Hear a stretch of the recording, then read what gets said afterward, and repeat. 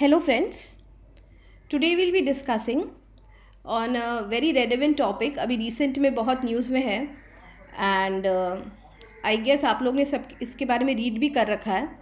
So to start with we'll be starting with Atmanirbhar Bharat और self reliant India. सो उसके लिए क्या पॉलिसी फ्रेमवर्क नीडेड है उसके बारे में हम यहाँ पे पूरा अच्छे से डिस्कशन करेंगे आज. ठीक है, और ये टॉपिक जो आपका है वो जीएस पेपर 2 में आता है. ठीक है, सो जो भी आप एस्पिरेंट्स आपको इसका क्लियर आइडिया है अबाउट दिस. सो बस अब हम डिस्कशन शुरू करते हैं. आत्मनिर्भर भारत मिशन, ये मिशन क्या है? नाम से ही आपको पता चलता है. आत्मनिर्भर मतलब सेल्फ रिलायंट, मतलब हम जब खुद के ऊपर भरोसा करके कुछ काम करेंगे उसको हम आत्मनिर्भर कहते हैं. ठीक है, तो जब हमारी कंट्री सेल्फ रिलायंट होगी, सेल्फ रिलायंट का मतलब है we are going to do our domestic manufacturing, मतलब हम जो भी चीज़ें हैं हम खुद बनाएंगे विदाउट एनी सपोर्ट. मतलब हम आत्मनिर्भर इस तरीके से हो जाएंगे दैट फ्यूचर में कोई क्राइसिस हो तो हम उसको डील करने के लिए रेडी हो. ठीक है, अब ये क्राइसिस वर्ड आया है तो उससे आप लोग को पता है ये चीज़ क्यों अभी इतना डिस्कशन में है. बिकॉज कोविड-19 के इम्पैक्ट के बाद जिस तरीके से डिफरेंट कंट्रीज़ ग्लोबली फाइट कर रही है, और उसके बाद इंडिया के लिए ऑल द मोर इसलिए प्रॉब्लम रहा because we have a huge population to cater. Fine, और प्लस हमारा जो हेल्थ इंफ्रास्ट्रक्चर है कंट्री में वो इनएडिक्वेट है. वैसे ही वो इनएडिक्वेट है, प्लस इस तरीके की पेंडेमिक वाली जो सिचुएशन है और उस तरीके में और भी डिफ़िकल्ट इसलिए हो गया है बिकॉज एक तो हमारा एक्सपेंडिचर हम इतना करते नहीं है हेल्थ पे. इस साल भी अगर आप इकोनॉमिक सर्वे आपने स्टडी किया है, उन्होंने ये क्लियरली पॉइंट आउट किया है कि हमने सिर्फ 1.6% ऑफ आर जीडीपी हेल्थ पे हमने स्पेंड किया है. लास्ट ईयर के कंपैरिजन में इट वाज 1.5%, तो हमने सिर्फ 0.1% से हमारा जो है एक्सपेंडिचर इंक्रीज़ किया था as a percentage of our GDP. तो दैट इज़ वेरी पुअर. तो उस वजह से भी, और हमारा inadequacy in dealing with such kind of situation, plus इस तरीके का कभी एक्सपीरियंस नहीं रहा है इस लार्ज स्केल पे, तो that has something which has affected the nation. तो उसके बैकड्रॉप में our prime minister announce this package of 20 trillion. Fine, कि उस क्राइसिस को हमें किस तरीके से डील करना है और हमारे जो डिफरेंट सेक्टर्स है उसमें हम किस तरीके से हेल्प करने वाले हैं उस पैकेज के थ्रू. इसीलिए यहाँ पे मैंने मेंशन किया है ये जो सेल्फ रिलायंसी की हम बात कर रहे हैं उसमें किस तरीके से ये पैकेज बेनिफिट करेगा हमारे वर्कर्स को, हमारे माइग्रेंट वर्कर्स को, फार्मर्स को, टैक्स पेयर्स को, एमएसएमई. ये जो एलोकेशन है सब के लिए अलग अलग पार्ट में बांट के दिया गया है. वो आप लोग अपने आप स्टडी कर सकते हो किस तरीके से कितना एलोकेशन है, बिकॉज वो हमारा यहाँ पर पॉइंट ऑफ डिस्कशन नहीं है.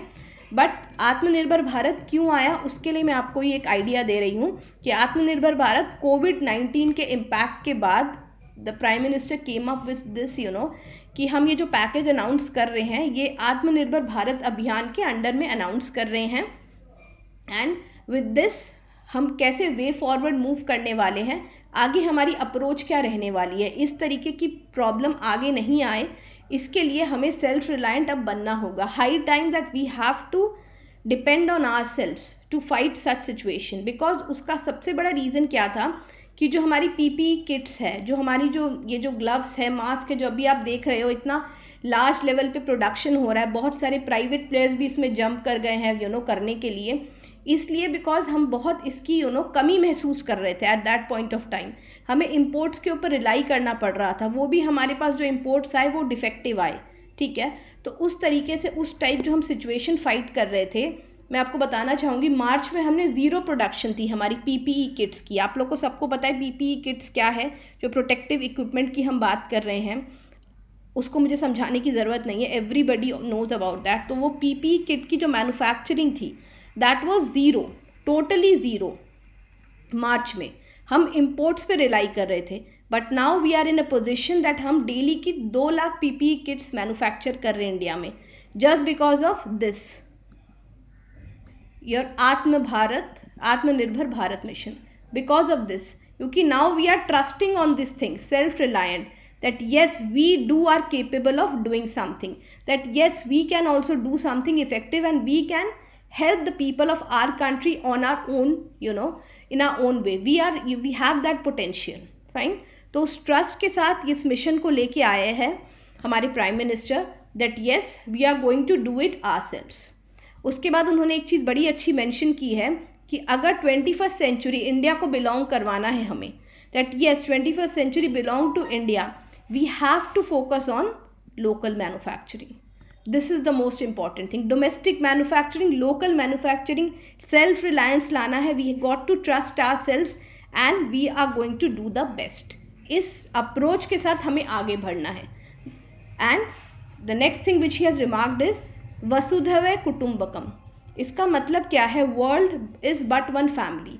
सो जिस तरीके की जो प्रॉब्लम आई है उसको फेस करने के लिए अगर इंडिया इनिशिएटिव लेगा, अगर इंडिया सेल्फ सफिशिएंट बनेगा, सेल्फ रिलायंट बनेगा, it is definitely going to help other nations to.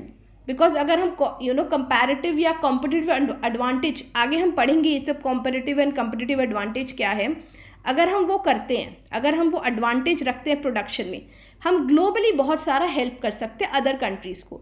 ये नहीं कि हम सिर्फ हमेशा दूसरों पे ही रिलाई करें, नो इट्स नॉट दैट। अगर हम खुद में ट्रस्ट करके, बिलीव करके, we together go ahead and believe that yes we can do it, we are definitely going to get the desired results.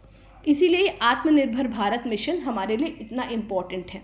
Plus आपके जो एग्ज़ाम पॉइंट ऑफ व्यू से भी ये बहुत इम्पॉर्टेंट है, that you should understand that why we needed it, and now since we have got it, what is the way ahead, how it is going to benefit everyone।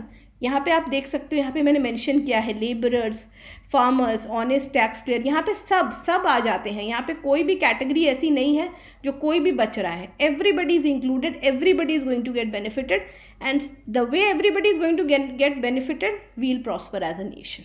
That is why Atmanirbhar Bharat mission. Fine, अब ये चीज़ समझने के बाद हम next move करते हैं आत्मनिर्भर and स्वदेशी मूवमेंट। अच्छा, स्वदेशी मूवमेंट आप लोगों ने सबने मॉडर्न हिस्ट्री में बहुत अच्छे से पढ़ के रखा है कि स्वदेशी मूवमेंट क्या है। बस मैं आपको थोड़ा सा हाईलाइट करना चाहूँगी कि ये दोनों चीज़ मैं एक साथ क्यों इसलिए रख रही हूँ, बिकॉज देखो स्वदेशी मूवमेंट जो था हमारा सबसे पहला सेल्फ रिलायंस रिवोल्यूशन था, जहाँ पे हमने ब्रिटिश के गुड्स को बॉयकॉट किया था और हमने बिलीव किया था कि हम डोमेस्टिकली मैन्युफैक्चर करके वी आर केपेबल इनफ। ठीक है, और ये मूवमेंट बहुत इम्पॉर्टेंट थी एक साथ लोगों को बांधने के लिए। नेशनल इंटीग्रेशन किया इसने, कॉन्फिडेंस लेके आए और as a nation we revived. So उसी तरीके से आत्मनिर्भर भारत या सेल्फ रिलायंट इंडिया, ये जो हमारा जो है, इसको भी हम एक तरीके से स्वदेशी इकोनॉमिक्स या स्वदेशी मूवमेंट इसलिए कह सकते हैं बिकॉज बहुत लोग कह रहे हैं कि it is a kind of isolation, हम आइसोलेट हो रहे हैं बिकॉज अभी ग्लोबलाइज्ड वर्ल्ड है, हम प्रोटेक्शनिज्म की पॉलिसी नहीं अपना सकते हैं। Lot of people have been talking about it, but ये आइसोलेशन नहीं है, it is a bridge between localisation and globalisation. हम लोकली मैन्युफैक्चरिंग की बात कर रहे हैं, हम डोमेस्टिक प्रोडक्शन की बात कर रहे हैं, लेकिन हम ये नहीं कह रहे हैं कि हम रेस्ट ऑफ द वर्ल्ड से कट हो जाएंगे। We are not saying that. अगर हमने स्वदेशी जब किया, जो महात्मा गांधी है, when he brought this स्वदेशी, he was never against modernization, he was never against modernization, but yes he was against westernization। Fine, मतलब अगर आपको मॉडर्न टेक्नोलॉजी वगैरह जो आप लेके आना चाहते हो, that is well and good, he was totally in for of that, but that should not be at the cost of exploiting our domestic manufacturing at the cost of our cottage industry। वो ऐसे नहीं होना चाहिए। सो उसी तरीके से जब हम आत्मनिर्भर भारत की बात कर रहे हैं, मतलब हम स्वदेशी, हम मैन्युफैक्चरिंग करेंगे अपना, बट हम आइसोलेट नहीं हो रहे हैं वर्ल्ड से।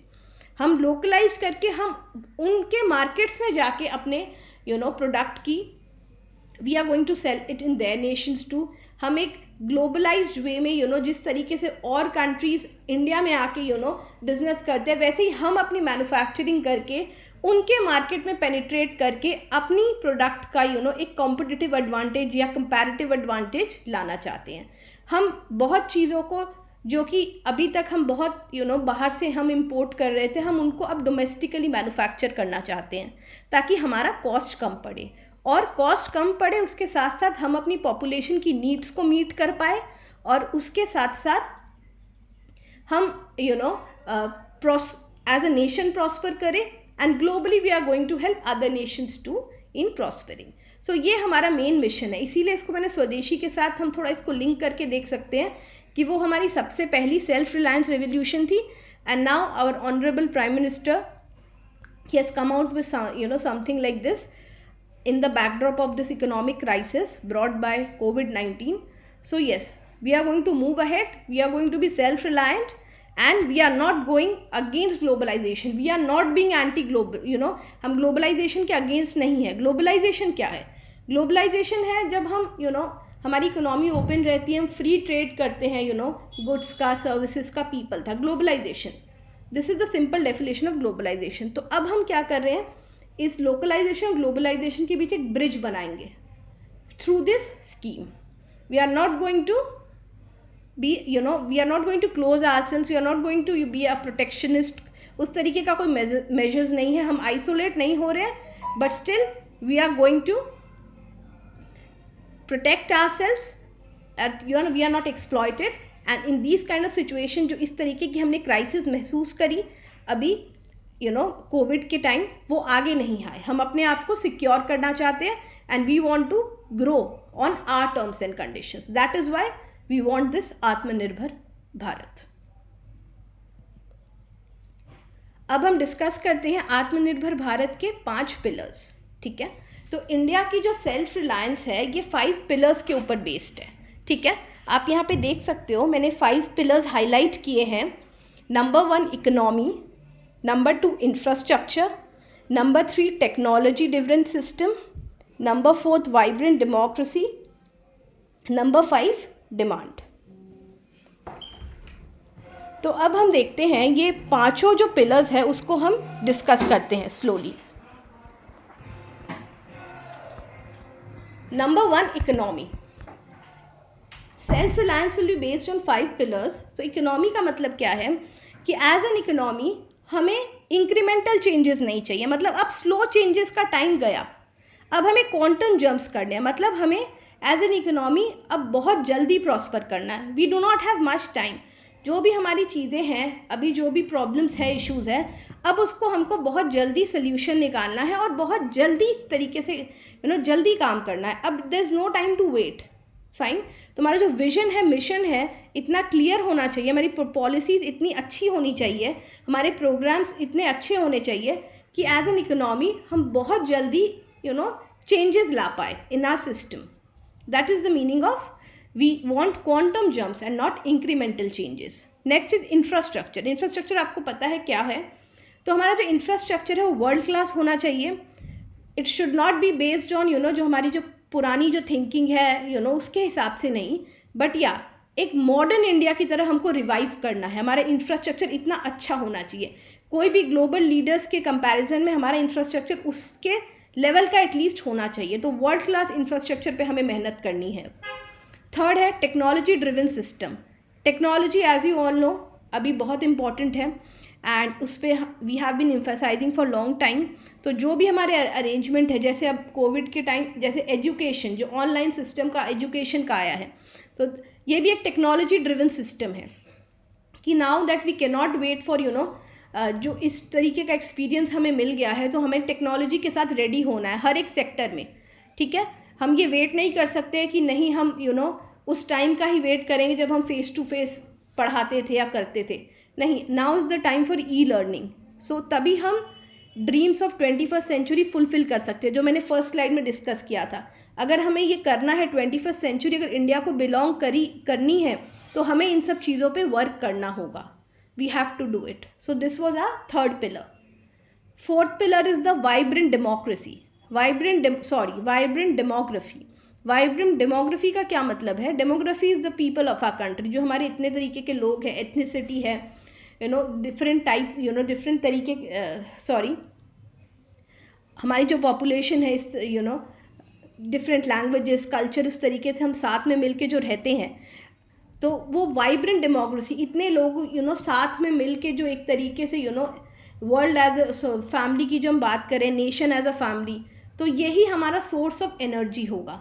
This is going to be our source of energy to go ahead. And lastly demand. Demand इसलिए इम्पॉर्टेंट है बिकॉज हम प्रोडक्शन कैसे करेंगे? प्रोडक्शन तभी होता है जब हमारी सप्लाई चेन अच्छी हो. Demand and supply chain should be utilise to full capacity. मतलब जो सप्लाई चेन है और प्लस जो हमारे सारे स्टेक होल्डर्स हैं, जो प्रोड्यूसर्स है, मैन्युफैक्चरर्स है, सप्लायर्स है, बिजनेसेस है, उन सबको हमको बेनिफिट करना है। अगर ये सब बेनिफिटेड होंगे, सबके पास कुछ सेव करने के लिए होगा, कुछ प्रॉफिट्स होगा, then only they are going to work. Fine. तो हमें सब स्टेक होल्डर्स का ध्यान रखना है, हमारी सप्लाई चेन को प्रॉपरली यूटिलाइज करना है, तभी हम डिमांड और सप्लाई को मीट कर पाएंगे। फाइन। क्योंकि एज ए नेशन हमारी डिमांड डेफिनेटली ज़्यादा है, उस डिमांड को केटर करने के लिए हमारी सप्लाई चेन बहुत स्ट्रॉन्ग होनी चाहिए, उस पर हमें वर्क करना है। We got to work on our logistics and everything, जिससे कि हम अपनी जो डिमांड है वो खुद मीट कर पाए। We do not have to depend on imports. That is the main essence of Atmanirbhar Bharat. We have to be self capable to meet our own needs as well in a position to cater to needs of other nations too. इतना हमें production करना है, इतना हमें capacity अपनी बनानी है। Next, Atmanirbhar Bharat policy framework needed. Now we come to the main crux that उसके लिए अब हमने जब इन डिटेल समझ लिया है आत्मनिर्भर भारत क्या है, now we are going to discuss इसके लिए हमें पॉलिसी फ्रेमवर्क क्या नीडेड है। अब जब हम बात करें पॉलिसी फ्रेमवर्क नीडेड की, तो ये पॉलिसी कौन बनाता है? Who is responsible for making policy? The policy is made by the government think tank, और वो गवर्नमेंट थिंक टैंक इंडिया का क्या है? NITI Aayog. Initially it was planning commission, but now that work is taken over by NITI Aayog. Fine. सो जब हम policy की बात कर रहे हैं तो it is the policy given by the NITI Aayog. Fine. सो यहाँ पे हम फिर से उस चीज़ को डिस्कस कर रहे हैं जो मैंने शुरू में भी बोला था कि Atmanirbhar Bharat is not about isolation और anti globalisation. It is penetrating global markets and using the strength of our domestic markets to do this and to achieve this. Fine. मतलब it is not anti-globalization, it is not isolation. It is using the capability of your domestic markets to, or your domestic production to penetrate the global markets. Fine. अब हम global markets का भी हमें सोचना है. पहले अपनी खुद की नीड्स को मीट करना है और वो मीट करते हुए हमें ग्लोबल मार्केट्स के बारे में भी सोचना है. उसी के लिए जो पॉलिसी फ्रेमवर्क है जो नीति आयोग ने सजेस्ट किया है वो है कि हमें 3 चीज़ पे वर्क करनी है. हमारी 3-fold स्ट्रैटेजी होनी चाहिए. उसमें फर्स्ट चीज़ वो क्या बोल रहे हैं, invite investments both FDI and domestic. सबसे पहले हमें इन्वेस्टमेंट पे वर्क करना है. थोड़ा आप समझने की कोशिश कीजिए पॉलिसी फ्रेमवर्क का मतलब क्या है, that how we are going to move forward. हमारे पास ये जो हम चीज़ें करने की बात कर रहे हैं वो कैसे हो पाएगी, हम कैसे फोकस कर पाएंगे. उसके लिए सबसे इम्पॉर्टेंट है हमें इन्वेस्टमेंट पे फोकस करना है, because without investments we can not do anything. So domestic investment plus FDI, foreign direct investments, जो बाहर की कंट्री हमारी कंट्री में इन्वेस्ट करती है इन डिफरेंट सेक्टर्स, उसको हम एफडीआई करते हैं. एफडीआई एंड एफपीआई पे detail discussion we have already done. So अब एफडीआई समझने में आप लोग को कोई डिफ़िकल्टी नहीं होने वाली है. सो हमें एफडीआई और डोमेस्टिक इन्वेस्टमेंट दोनों पे वर्क करना है इनटू सेक्टर्स ऑफ स्ट्रेंथ. मतलब जो हमारे कोर एरियाज हैं हमको उस पर वर्क करना है. ठीक है. Secondly, building scale to ensure economies of scale in the areas of strength. Building scale to ensure economies of scale का मतलब क्या है, इकोनॉमीज ऑफ स्केल क्या होती है कि हमें कोशिश करनी है कि हम प्रोडक्शन लार्ज स्केल पे करें. जब प्रोडक्शन लार्ज स्केल पे होती है तब हमारा पर यूनिट कॉस्ट रिड्यूस हो जाता है. Simple mathematics, the more we produce the less is our cost of production. ठीक है. तो हमको अपनी इकोनॉमीज ऑफ स्केल को इंश्योर करना है. वो तभी आएगी जब हम लार्ज स्केल प्रोडक्शन करने लगेंगे. सो वही हमको करना है, हमको इंश्योर करना है कि हम ज़्यादा से ज़्यादा प्रोडक्शन करें ताकि हमारा पर यूनिट कॉस्ट रिड्यूस हो. उसी को हमने जो टर्मिनोलॉजी यूज़ किया है वो है economies of scale. So it is good that you use these terms in your answer. तो पहला था इन्वेस्टमेंट हमें इंक्रीज करनी है, दूसरा हमें इकोनॉमीज ऑफ स्केल चाहिए, तीसरा है एनिमल स्पिरिट ऑफ एंटरप्रेन्योर्स. मतलब हमें एंटरप्रेन्योरशिप को कंट्री में प्रमोट करना है लार्ज स्केल पे. उसके लिए हमारी जो बहुत सारी स्कीम्स है, stand up India, startup India, वो सब जो स्कीम्स है वो इसीलिए है ताकि हम एंटरप्रेन्योरशिप को प्रमोट कर पाए. एंटरप्रेन्योर्स क्या होते हैं, जो बिजनेसेस स्टार्ट करते हैं. बिकॉज क्या होता है ना, अगर एंटरप्रेन्योरशिप को अगर आप प्रमोट करोगे ना तो उससे क्या होगा, आप बहुत लोगों को जॉब्स पे रख पाओगे. In contrary in contrary to be in the services. अगर आप कहीं जॉब करते हो, you are not giving anything to the economy, but if you are an entrepreneur you are going to give, if you are an entrepreneur you are going to give jobs to lot of people. So वही intention है हमारा कि हमें jobs create करनी है country में। Jobs create करने से वी गेट व्हाट, बहुत लोगों को लाइवलीहुड मिलेगा, तभी हम आत्मनिर्भर होने का सोच सकते हैं ना, सेल्फ रिलायंट। तो हमें एंटरप्रेन्योरशिप को प्रमोट करना है, हमें इन्वेस्टमेंट लेके आनी है, हमें इकोनॉमीज ऑफ स्केल को इंश्योर करना है। ये हमारी 3-fold स्ट्रैटेजी होने वाली है। नेक्स्ट, अब गवर्नमेंट के पॉलिसी मेजर्स हम डिटेल में डिस्कस करेंगे। गवर्नमेंट बहुत सारे मेजर्स लेके आ रही है, उसके साथ साथ सबसे पहले जो इन पे फोकस कर रही है वो that is your production linked incentives.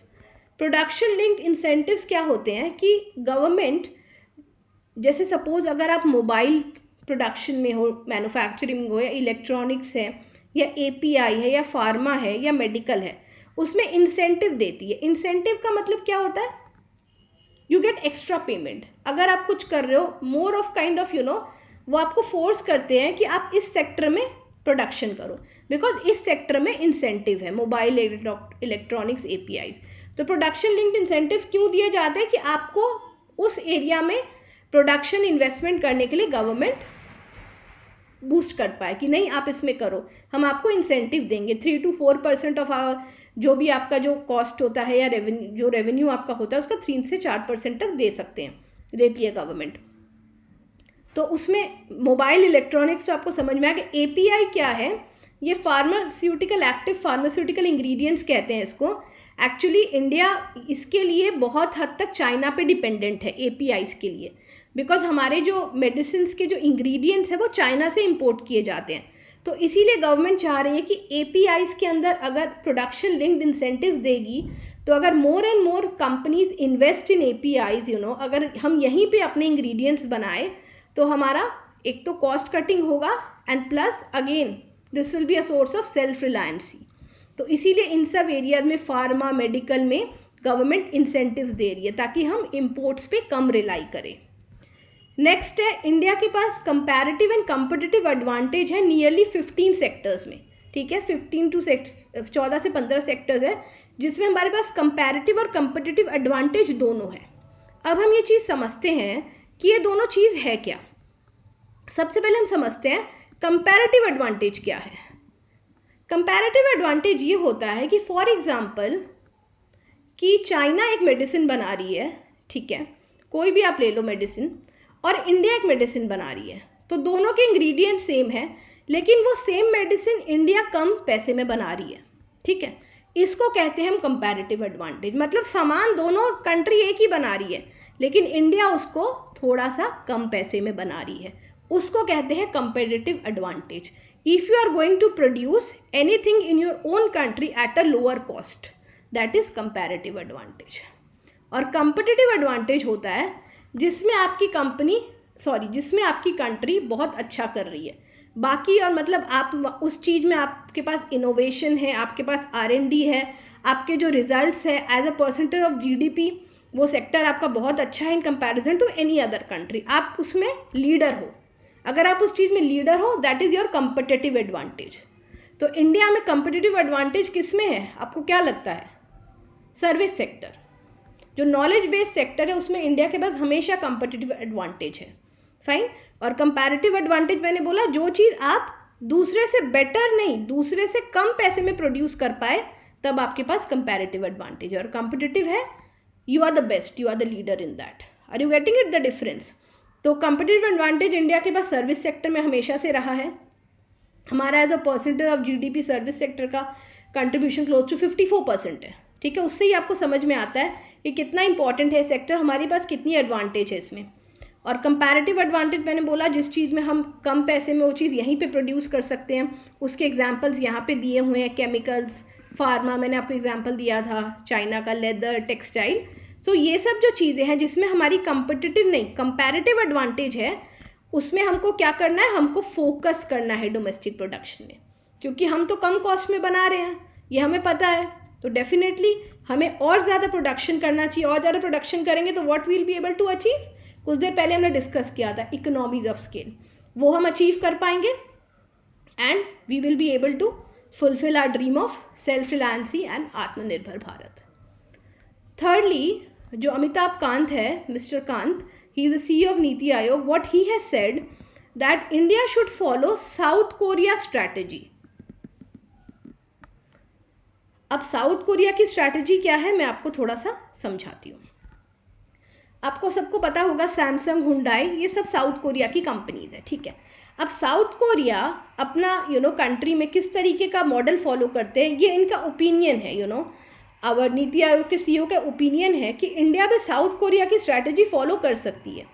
अब साउथ कोरिया की स्ट्रैटेजी क्या है, वो लोग जो ग्लोबल चैम्पियंस होते हैं, mark my word, global champions, Samsung, Hyundai global champions है. आप लोग के पास हर दूसरे आदमी के पास यहाँ पे सैमसंग का मोबाइल है इंडिया में. Even I possess a Samsung mobile.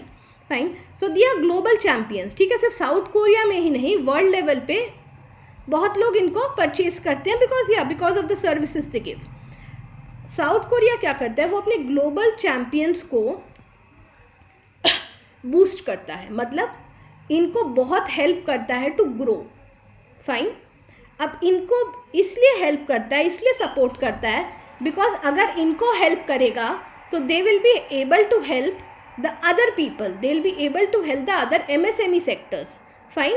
Because अगर आप दो टॉप मोस्ट चीज़ों को, टॉप मोस्ट कंपनीज को अपनी हेल्प कर रहे हो, उससे क्या होगा, they will be able to generate employment on a large scale. अब वो एम्प्लॉयमेंट जब जनरेट करेंगे तो ऑटोमेटिकली MSME सेक्टर का भला होगा कि नहीं होगा. तो ये साउथ कोरिया का मॉडल है कि वो अपने top companies, top brands, top global champions को सपोर्ट करते हैं ताकि वो अपने MSME को सपोर्ट कर पाए थ्रू बैकवर्ड इंटीग्रेशन. फाइन. अब मैं आपको यहाँ पे समझाऊंगी बैकवर्ड इंटीग्रेशन क्या है, पहले ये समझ लो.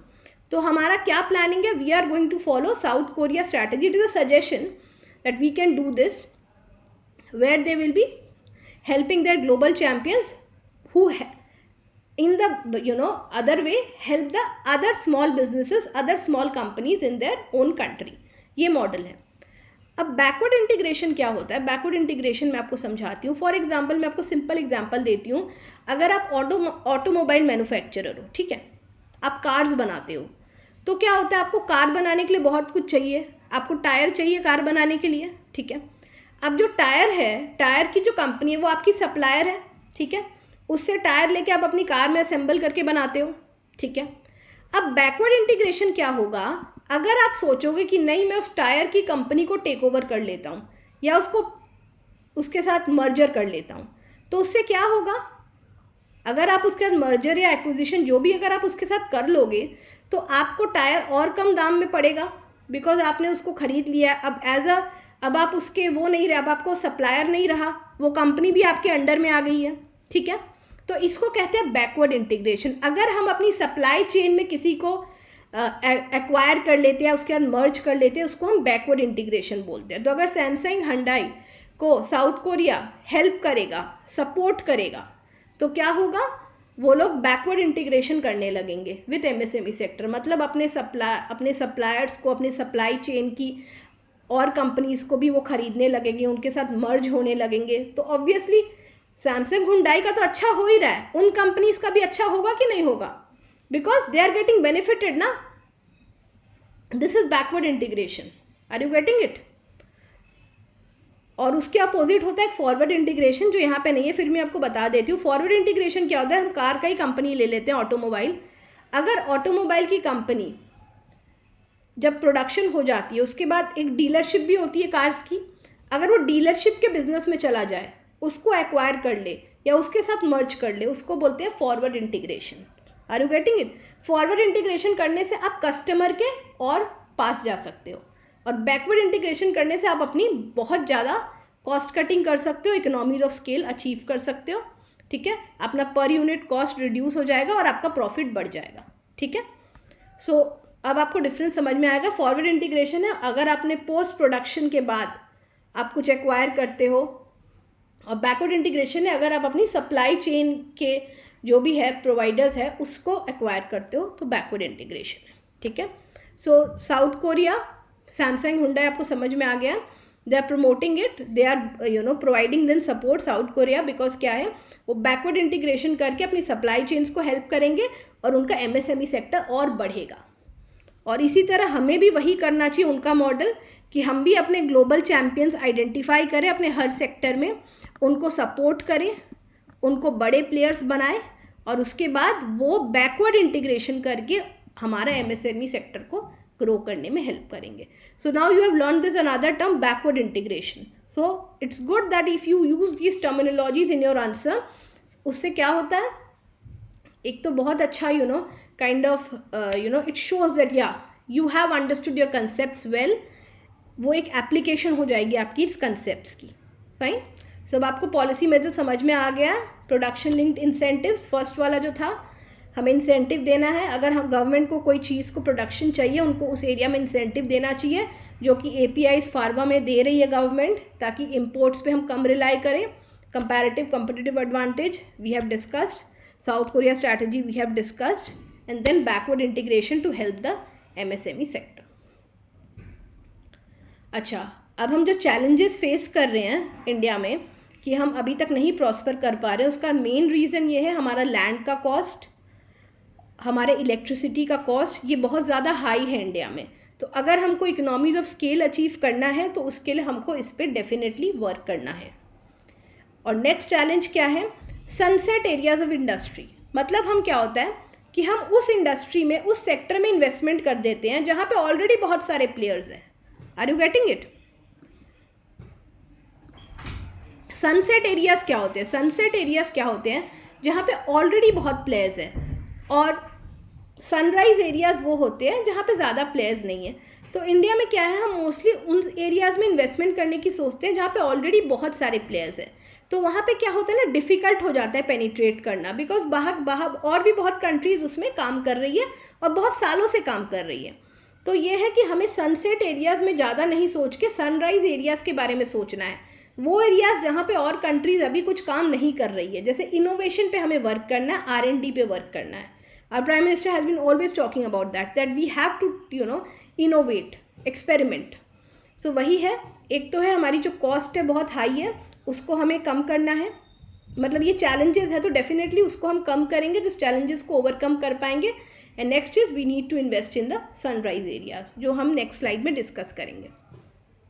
एफिशिएंट मैन्युफैक्चरिंग के लिए, ग्लोबली कम्पिटिटिव होने के लिए we have to work on these areas. Land, labour, electricity जो कॉस्ट है उसको हमको रिड्यूस करना है। उसके बाद हमें सनराइज एरियाज़ पे वर्क करना है, नॉट द सनसेट एरियाज़ जहाँ पे ऑलरेडी बहुत सारा कंपटीशन है, वहाँ नहीं करना है। बिकॉज हमें क्या अचीव करना है, economies of scale. And lastly, India has a very strong manufacturing base. हमारी मैन्युफैक्चरिंग बेस वेरी स्ट्रॉन्ग है।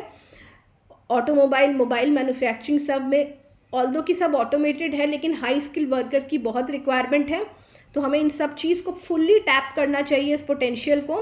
And we have to if we have to grow, we need to work on these areas, ताकि हम अपने आप को globally efficient बना सकें, globally competitive बना सकें। And we are going to be self reliant, and we are going to be globally comparatively competitively हमारी एडवांटेज दोनों रहेगी। And we are going to emerge as a leader in days to come. Fine. So यही हमारी है पूरा discussion about आत्मनिर्भर Bharat, self reliant India, policies needed. So I hope कुछ आप लोग का आइडिया क्लियर हुआ होगा इस टॉपिक में after this discussion. So with this I and this discussion. Thank you.